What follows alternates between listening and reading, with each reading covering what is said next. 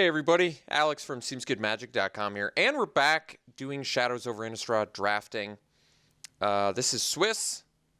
I haven't done a Shadows Over Innistrad draft video for YouTube in a while. I've been doing them on stream very frequently. What's Declaration in Stone worth? I believe it's a few tickets, right? How much? What are we looking at? 2.3? That's not a ton, but it's enough for a Swiss draft where I'm just going to take it. Otherwise, I think it would probably be maybe Dauntless Cathar or Inner Struggle. Thankfully, Declaration in Stone is worth 2 tickets and is still a playable card. It's just not as good in Limited as it is in Constructed. Still fine in Limited, though. Yes, and if you have not subscribed to the Seems Good Magic YouTube channel already, please do so. Also, like this video if you enjoy the draft content. I recorded a Eldritch Moon spoilers little set review, so feel free to check that video out. And yes, follow me on Twitch. You can find the link to that in the video description. What is the pick now? Okay, so we have Erdwall Illuminator, which is a good card. Unfortunately, does not work the way you want it to with Declaration in Stone. Geist Blast, which is fine. Hermit, slightly more exciting than Quilled Wolf. Maybe quite a bit more exciting. And then a Rancid Rats. Yeah, you know, nothing in here that's like really screaming at me. I could just take the Illuminator. Certainly works well with investigating. Blue is typically open. Hermit might just be the pick because it's a strong card. Good Werewolf. I think we're going to take the Hermit. I like this card a lot. You know, punishing your opponent for playing spells on your turn is actually, that's a big upside. A big and underappreciated upside. So what have we got now? Green cards are slightly unexciting. White card is unexciting.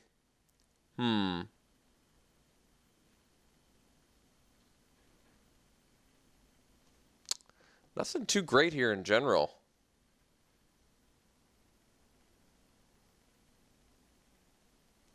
Let's see here. Arsonist, Explorer, Puncturing Light, though it feels a bit premature. Declaration in Stone is not necessarily a reason to play white either. Sleep Paralysis Removal. Splashable Removal. Feels a bit premature to take an Arsonist as well. Yeah, there's just nothing in this pack that is screaming out at me. Pyrehound for the red-blue spells deck, but kind of a ways away from that. I'm going to take the Arsonist. If we could make a werewolf deck work, I'd like it. I do love the werewolf deck. Let's see. So now we have Gibbering Fiend, Ravenous Bloodseeker, Howlpack Wolf.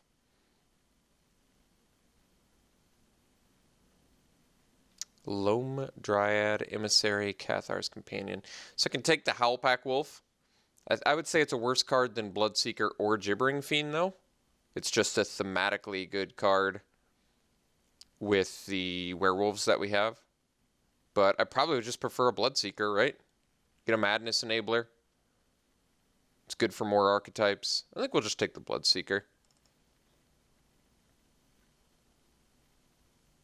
Alright, well, works well with Twins.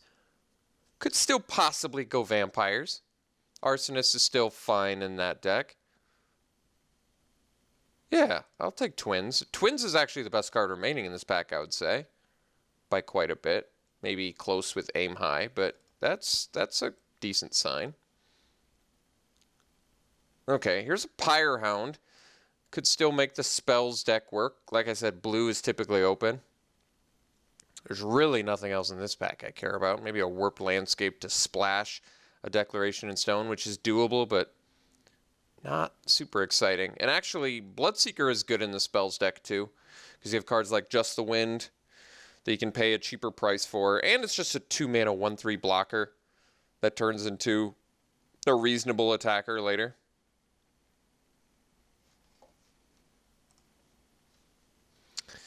Okay, so now we've got Devilthorn Fox and Moorland Drifter. I like Drifter more than Fox. In white. Fairly good late white picks, I would say. Otherwise, we have a Catalog, which is good for with the Pyrehound and the Bloodseeker, if I want to go down that route. Skeleton is a reasonable card if the Vampires theme... I mean, we're in all sorts of different directions right now. I think the best card probably is just Moorland Drifter, because if I end up in white, I'm just going to want it. All right, followed by Devilthorn Fox. I actually like Epiphany at the Drown Yard a lot. That's a great card. And it works exceptionally well with the Rise from the Tides that we don't have. But if we did have a Rise from the Tides, Epiphany, Pyrehound... Actually, the problem with Epiphany and Rise from the Tides is you tend to put your Rise from the Tides in the graveyard, which is a problem. I think we're just going to take the Fox. If we're getting these super late white 2-drops that are highly playable, it could just be we're supposed to be red-white aggro, which is fine. Like now I feel fine taking Senseless Rage. Tends to work well with Ravenous Bloodseeker. All right. Late Watcher in the Web. Okay, there's a Dual Shot, another Senseless Rage. Actually, Dual Shot is a pretty valuable card. I personally don't really like to main deck it. There's also an Ox in here, which is playable, but red-white aggro doesn't... There's not really a place for Ox in that. So Dual Shot is actually fine in the main deck, much more preferable as a excellent sideboard card in certain matchups. All right, I guess we'll take a second buy around. Spells deck could still possibly happen, although we're starting to get to the point where that's pretty unlikely. All right, Chasm is actually fine. Actually, we maybe want the Strength of Arms instead. I actually like Chasm a lot, but Strength of Arms is a very reasonable combat trick. And if we're playing Pyrehounds, which we still may, we're going to want as many. Although I guess Magmatic Chasm still definitely works with Pyrehound too. All right, we'll take the Distortion. Take a Might Beyond Reason. Okay, so reasonable start here. It seems as though we could carve our way into red and black fairly easily. Blood Mad, for example, works well with the Bloodseeker. I'd prefer the Blood Mad to the Arsonist now. Just lower the curve of the deck, basically. Can set these aside for now. It seems likely at this point, just based on how that pack went, that we're probably just going to want to be red-white aggro. So I'll take the Blood Mad Vampire because I like it. It's a very aggressive creature. I think it's very well costed for what you get. There is an Inspiring Captain in there as well, but... Ooh, well, Pious Evangel, not exactly an aggressive card, but a fantastic white card nonetheless. And its flippability certainly works well for decks like this. In the mid to late game, flipping and just being able to attack and drain your opponent out can be very valuable. So we'll take it. Just a really great white card. Altered Ego, geez, that card's awesome, but... And a Pack Guardian here?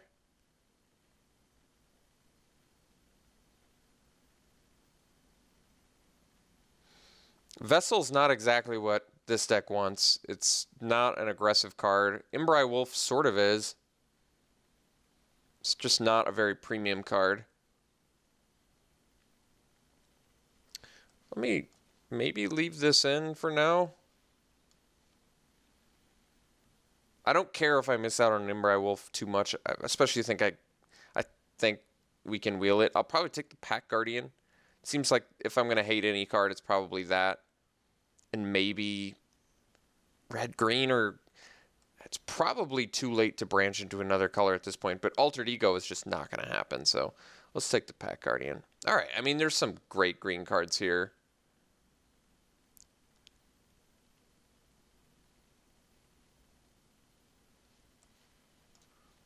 I'm trying to think exactly what that means. Do I just try and make... Because I like the Uvenwald Mysteries a lot. Really not a good white or red card in here. Yeah, another Chance of the Wolf I don't really care about. I can just take the Mysteries over the Logger.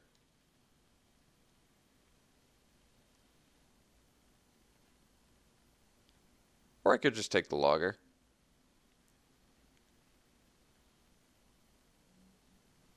It's hard to commit to a deck when colors just aren't flowing right. And now we just see, well, Breakneck Rider's the slam dunk pick here. I'm taking it over Rabid Bite because I think Breakneck Rider's just a better card. Just a better card. I mean, there's also a Scourge Wolf and Stincia Masquerade, which are good for aggressive decks in here, but all right, continuing to see just good green cards. Maybe at this point I just cut white.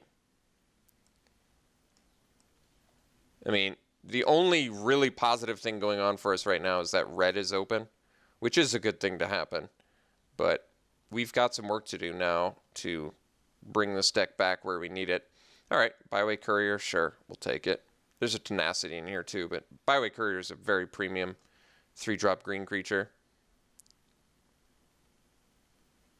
Can take Tormenting Voice. We're still on the hunt for some main deck cards, and Tormenting Voice is definitely that, so we'll take it. We might even have to do the Might Beyond Reason, potentially. So now I could take Weirding Wood. I might want a second Dual Shot. This card really can be valuable out of sideboard, and possibly main deck, though. Yeah, I mean, I can. So now I can take Dire Swine or Hulking Devil.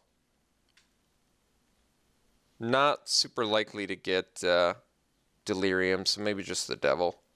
Keep the deck curve as low as possible. All right, I'm going to take Apparatus. I think we might end up playing it. It's actually fine in this deck with the Werewolves. It's a mana sink. So, yes, this deck needs some work. But we have some powerful cards. We have some out-of-place cards as well, like the Pyre Hounds now. And the Senseless Rage. All right, well, pack 3 is going to be an important pack for us. All right, Thornhide Wolves.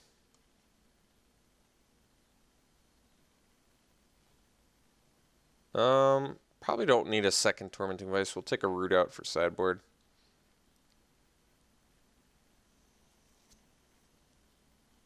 So yes, at this point, I guess I would prefer to not play Pyre Hounds in here. Just going to set those over here. I'd play Might Beyond Reason just because we're super removal light. Extremely removal light. Might even have to main deck the Dual Shots for that reason. Although they're not great removal.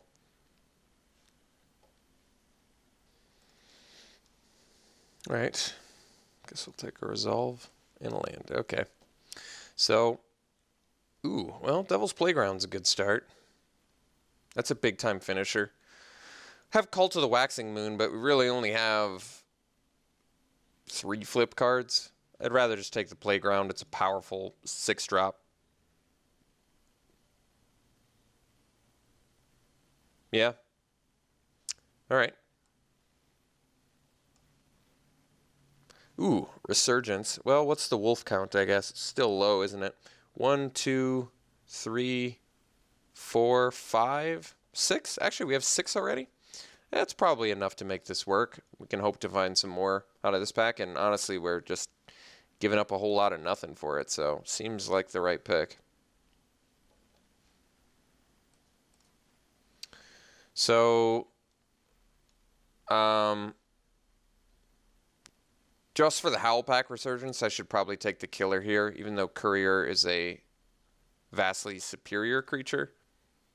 I think Killer is more in line with what we're trying to do with this deck, which is abuse Howl Pack Resurgence, which has rapidly become one of our strongest cards. So we're going to want at least somewhat of a consistent werewolf theme to make that Resurgence worth it. And, I mean, we could hope to wheel it, but I think I'd rather just not take my chances. This deck needs work, so let's just maximize what we can do with this deck. Well, I could take Confront the Unknown. It might just be what I have to do because, once again, I'm just sort of hunting for good playables. And this deck could use some upgrades, so I think we're going to take Confront over, like, hating a Aristocrat or a Deadweight or something. Definitely saw some black out of pack 2 as well, but yeah, it seemed like we saw a lot of green out of pack 2 as well. And we've been seeing red the whole time, at least in packs 1 and 2. So I guess we can take a second confront or a third dual shot. Yeah, third dual shot seems a bit absurd, so I guess we'll take a confront. I mean, we might be able to bring the Pyre Hounds back in. I've been on a big 16 land kick for a while now. Well, we'll take a second killer. All right. I've said it before, I'll say it again. Why are Pyre Hounds not wolves? They should be. All right, we probably don't need the Senseless Rage. We only have a couple cards that can actually let us get it out anyway.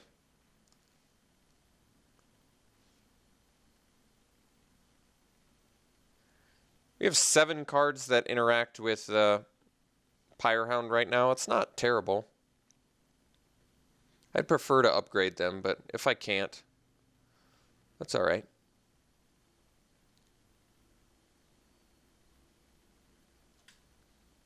We do have 8 wolves now. Well, geez, another Howlpack Resurgence.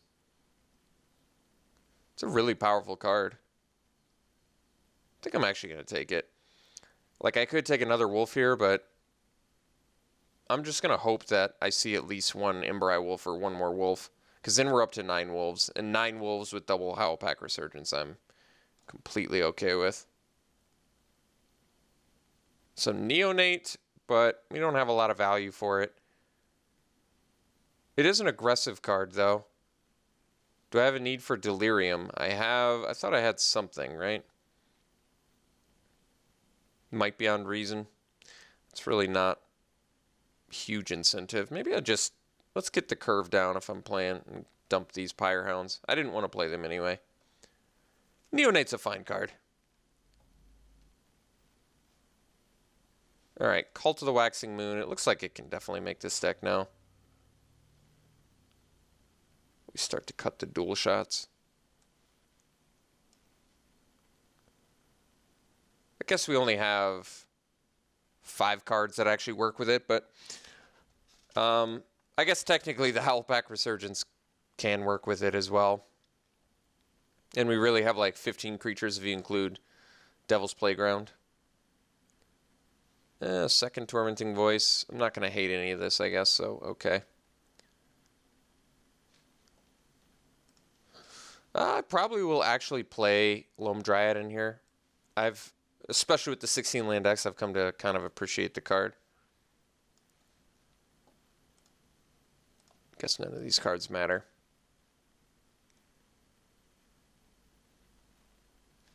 I'll take the Foil Forest. We'll play it. So we only ended up with 8 wolves and werewolves, which is certainly a bit under what we're looking for. But this deck still looks fine to me.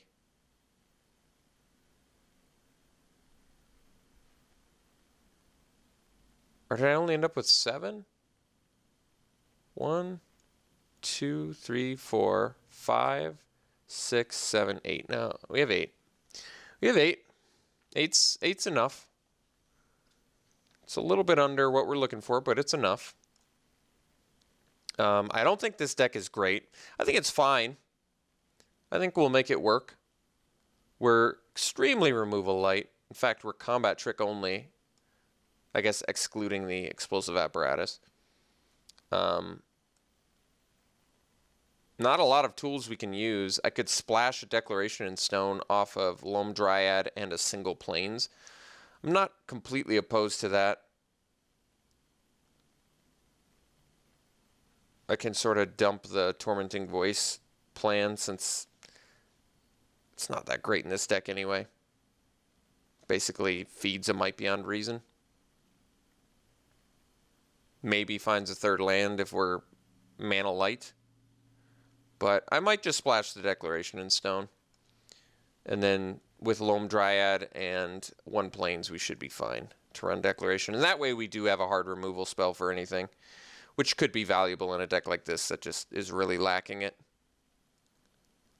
We're not really color intensive either, which is kind of an advantage. I guess we have a couple double red. Yeah.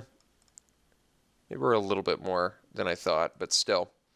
So if we run 1 plains,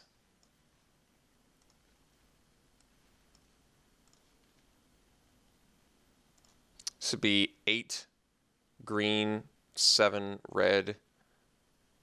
I probably actually want to do 8 and 8, I guess. Although the Loam Dryad kind of counts as, well, it is true.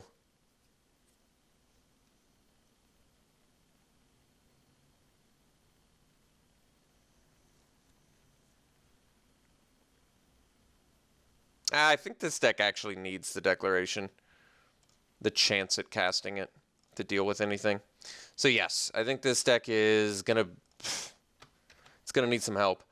But it was really hard to find a direction this draft. I had some options to go, but I was all ready to go down the white path, and we started just getting cut really hard, starting with pack 2. Pack 3 didn't reward us at all for red, which was weird. Maybe a little bit, but not much. And then pack 2, we got all the green. So this was just a very, very strange draft. We could have gone black at some point, like mid pack 2, and finished it off pack 3. But yeah, I felt like I was just chasing an archetype around for too long. So I'm going to be interested to see what our opponents drafted. But until then, here's the deck. I'll rate it a low C, high D, 70%. We'll split it. Compromise there. So yeah, 70% deck. Do not expect this deck to crush, but we'll see what we can do. We'll see you round 1.